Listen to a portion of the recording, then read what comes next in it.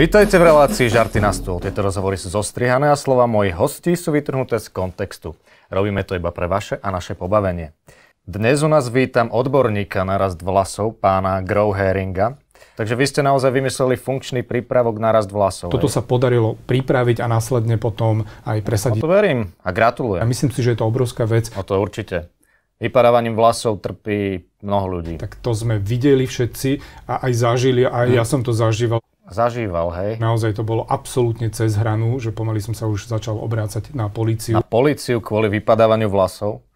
A po koľkých vypadnutých vlasoch treba zavolať políciu? Ono sa to vždy vyratáva od pomeru vlasov. Aha, a pri akom počte vlasov sa približne hýbeme? Niekde okolo 380 miliónov. Ja aj takto, hej? To už sa dá považovať za krádež. Ale späť k tomu vášmu zázračnému prípravku. Myslím si, že toto bude taká tá aspoň moja nejaká agenda alebo vízia do budúcna. No veď hej, a koľko ľudí ste do výroby toho prípravku zapriahli? Viac ako 300 odborníkov. A čo je vlastne takou kľúčovou ingredienciou toho vášho prípravku na vlasy? To lepidlo, ktoré ich spája. Lepidlo, hej? A koľko ho dávate do toho prípravku? Sme ho navýšili viac ako o 600. 600 lepidiel v jednom prípravku. Stále to nebolo dostačujúce, ale robili sme tieto kroky. OK, veď keď to funguje. Funguje skoro 15 rokov už. Áno, ale keď sa tak na vás pozerám, tak vám sa to vypadávanie vlasov náhodou nedeje tiež? To sa nedeje. OK, ale lenže... Povedzte mi, že kde sa niečo takéto deje? No, však na vašej hlave. Nie je to pravda, nič také sa nedeje. Dobre, veď ja som sa iba pýtal. Toto je taký nejaký hoax, ktorý sa tu šíri. A to, že sme v maskerni pred reláciou použili namiesto zrkadla vašu hlavu... Toto je úplný hoax. Tak ja neviem, že či to je na úsmev. Prepáčte. U vás svedkami toho rastu vlasov ešte asi len budeme. Ako dlho treba prípravok používať, aby bolo vidieť tie zmeny? Tá zmena príde o 5 mesiacov. A na koho ten váš produkt hlavne cielite? To je vaša cieľovka.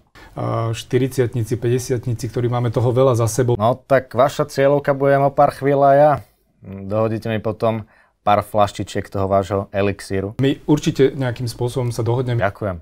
Aj mojim kolegom potom určite prineste pár flaštičiek. Vy ste veľmi dobrí moderátori všetci. Ďakujem. Ale späť k tomu rastu vlasov. Idete znova na tú istú otázku. No, nielen ja keď sa na vás pozerám, tak mi príde, že po aplikovaní toho prípravku vám najprv celá hlava opadá. To je niečo, čo nevieme nejakým spôsobom ovplyvniť. Aha, tak to ja si radšej počkam, či vám vlastne tie vaše vlasy začnú rásť. Veď čo uvidíme. Hej, uvidíme. Alebo aj neuvidíme.